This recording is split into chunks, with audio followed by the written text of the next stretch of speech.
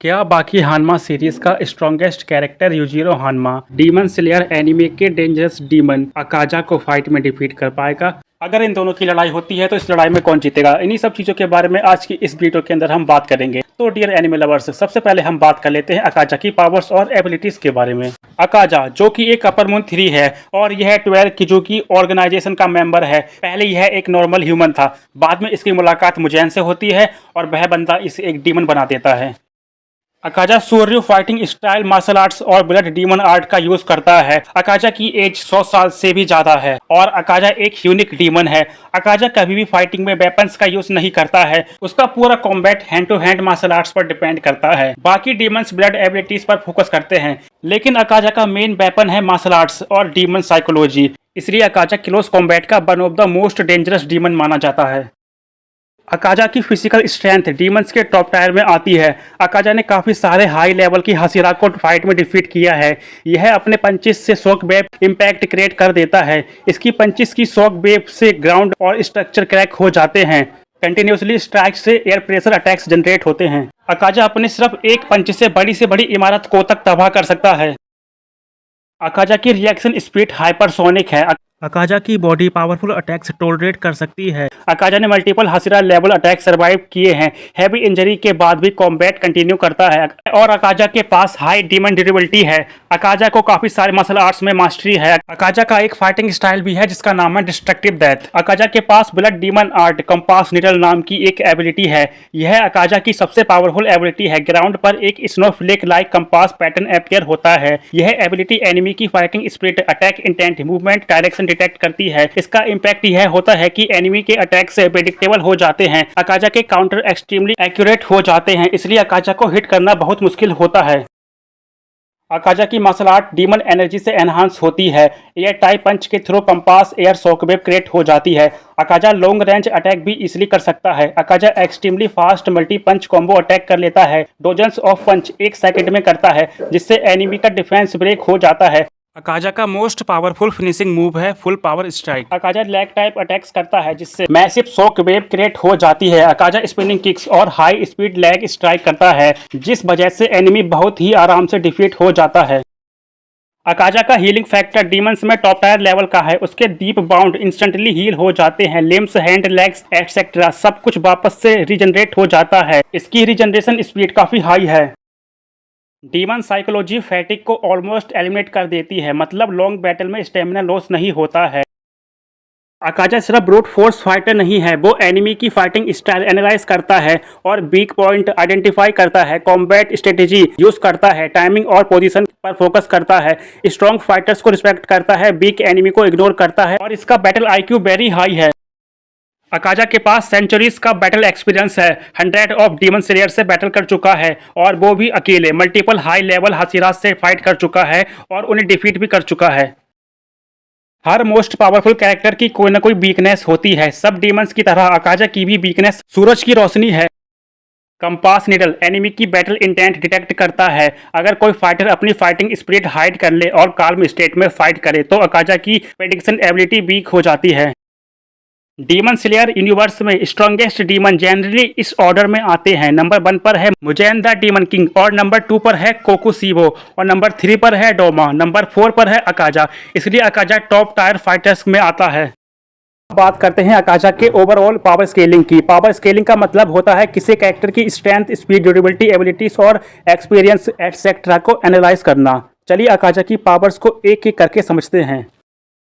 तो सबसे पहले बात करते हैं अकाजा की स्ट्रेंथ की। अकाजा की स्ट्रेंथ है सुपर नेचुरल लेवल की, मतलब उसकी ताकत सुपर ह्यूमन से भी ज़्यादा है। उसके पंचेस इतने ज़्यादा पावरफुल होते हैं कि उनसे शॉक वेव क्रिएट हो जाती है और ग्राउंड तक क्रैक हो जाते हैं। इसीलिए पावर स्केलिंग में अकाजा की अटैक पावर को सुपीरियर माना जाता है। अब बात करते हैं अकाजा की स्पीड की।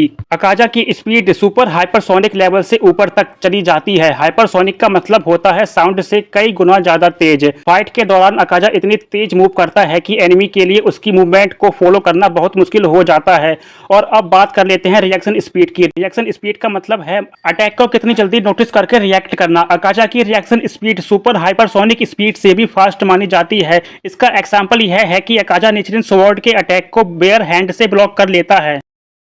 ड्यूरेबिलिटी का मतलब होता है कि बॉडी कितना डैमेज सर्वाइव कर सकती है। अकाजा की ड्यूरेबिलिटी डीमन साइकोलॉजी की वजह से एक्सट्रीमली हाई है। वो पावरफुल ब्रीथिंग अटैक्स और मल्टीपल स्वॉर्ड कट के बाद भी फाइट कंटिन्यू कर सकता है, इसलिए पावर स्केलिंग में उसकी ड्यूरेबिलिटी को हाई डीमन ड्यूरेबिलिटी कहा जाता है। पहले मैंने आपको अकाजा की सुपर ह्यूमन स्टेमिना के बारे में बताया था और अब मैं आपको अकाजा की सुपर नेचुरल स्टेमिना के बारे में बताने वाला हूँ।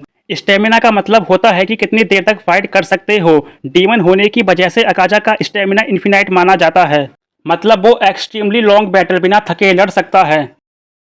अब बात करते हैं अकाजा की कॉम्बैट स्किल की। अकाजा एक मास्टर लेवल का मार्शल आर्टिस्ट है। उसका fighting style destructive death martial arts, perfect timing, powerful strikes और कंटिन्यूस कॉम्बो अटैक्स यूज किए जाते हैं, इसलिए क्लोज कॉम्बैट में अकाजा एक्सट्रीमली डेंजरस फाइटर बन जाता है।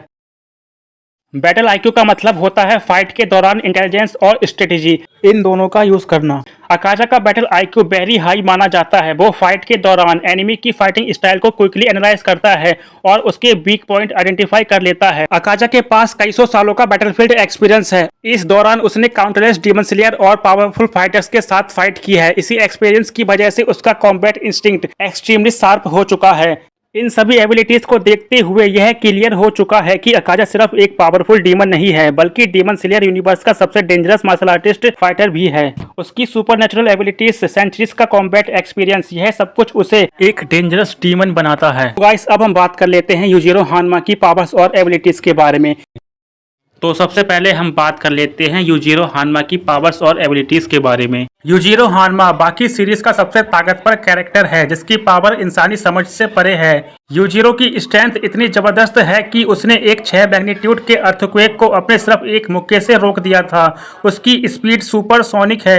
यूजिरो बुलेट को आसानी से डॉज कर लेता है और काफी फास्ट मूवमेंट करता है। यूजिरो हानमा इतना ज्यादा पावरफुल है कि उसने एक बार एक एंशिएंट एलिफेंट को अपने सिर्फ एक पंच से डिफीट कर दिया था। यूजिरो हानमा के पास सुपर ह्यूमन ड्यूरेबिलिटी है। वो 50 मंजिला इमारत को भी आसानी से डिस्ट्रॉय कर सकता है। जब यूजिरो सीरियस होता है तो उसकी पीठ पर एक डीमन जैसा चेहरा बन जाता है और उस टाइम उसकी strength, stamina, speed, durability, agility कई गुना ज्यादा बढ़ जाती है। यूजिरो हानमा ने काफी सारे पावरफुल कैरेक्टर्स को डिफीट किया है।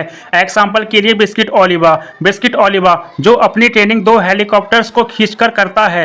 यूजिरो हानमा उसे भी आसानी से डिफीट कर देता है। उसकी मौजूदगी से ही लोग डरकर कांपने लगते हैं। यूजिरो का फियर ऑरा इतना स्ट्रॉन्ग है कि एनिमी लड़ने की हिम्मत तक नहीं कर पाता है। यूजिरो हानमा को दुनिया की सभी मार्शल आर्ट्स आती हैं और अगर कोई ऐसी मार्शल आर्ट है भी जो यूजिरो हानमा को नहीं आती है तो यूजिरो उस मार्शल आर्ट को देखते ही उसे सीख जाएगा। यूजिरो हानमा के पास सुपर ह्यूमन स्टेमिना है। कितनी भी लंबी लड़ाई हो वो कभी नहीं थकता। उसकी विल पावर इतनी स्ट्रांग है कि बड़े से बड़े अटैक भी आसानी से सहन कर लेता है और उसके बाद भी फुल पावर में लड़ता रहता है। बड़े साइज का होने के बाद भी यूजिरो काफी ज्यादा फास्ट है। यूजिरो हानमा के पास एक्सरे विजन की एबिलिटी भी है, मतलब यूजिरो के पास एक ऐसी सुपर एबिलिटी है कि वो लड़ाई के दौरान एनिमी के अंदर बोन्स, मसल, वीक पॉइंट तक देख सकता है, जैसे एक्सरे मशीन से स्कैन करता हो। यह एनिमे के अंदर दिखाई गई उसकी सबसे बेहतरीन एबिलिटी है। यह बहुत ज्यादा पावरफुल है, परंतु इसकी भी कुछ वीकनेस हैं, जैसे कि इसके पास रिजेनरेशन एबिलिटी नहीं है, इसके पास इमोर्टैलिटी नहीं है, इसके पास सुपर नेचुरल एबिलिटीज नहीं है। तो सुनो गाइस, यूजिरो हानमा कितना भी स्ट्रांग हो, उसके अटैक अकाजा को परमानेंटली किल नहीं कर सकते। अकाजा की रीजनरेशन एबिलिटी ऑलमोस्ट इन्फिनाइट है।